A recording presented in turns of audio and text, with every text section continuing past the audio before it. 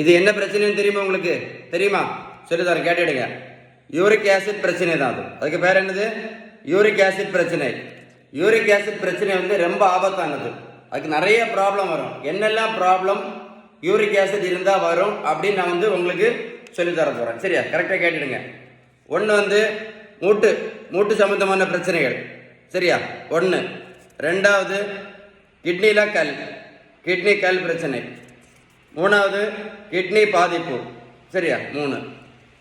அடுத்தது சுகர். அடுத்தது ப்ரெஷர். அடுத்தது என்னது? இருதய பாதிப்பு. அடுத்தது பக்கவாதம். ஸோ வந்து யூரிக் ஆசிட் வந்து இவ்வளவு பிரச்சனை உண்டு பண்ணோன்னு நீங்களே ஷாக் ஆயிடாதுங்க.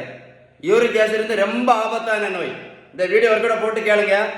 இந்த யூரிக் ஆசிட் பிரச்சனையை சரி பண்ணணும் அப்படின்னா, இந்த யூரிக் ஆசிட் பிரச்சனையை சரி பண்ணணும்னா ஒரே ஒரு வழி மட்டும்தான் இருக்கு. 2 வழியெல்லாம் கிடையாது. திரும்ப சொல்றேன், ஒரே ஒரு வழி தான்.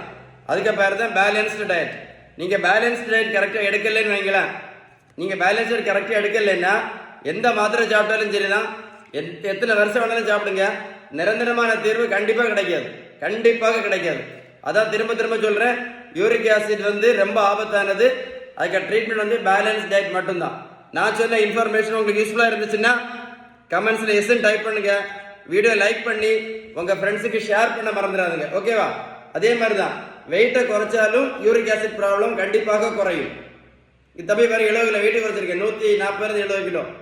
ப்ரோட்டீன் பவுடரும் கொடுக்கல, மாத்திரையும் கொடுக்கல, ஜூஸும் கொடுக்கல, ஊசியும் போடல.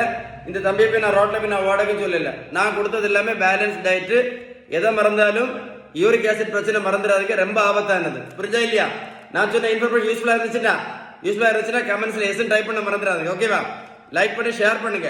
நிறைய பேருக்கு யூஸ்ஃபுல்லான வீடியோ, முக்கியமான அவேர்னஸ் வீடியோ இது. Stay tune.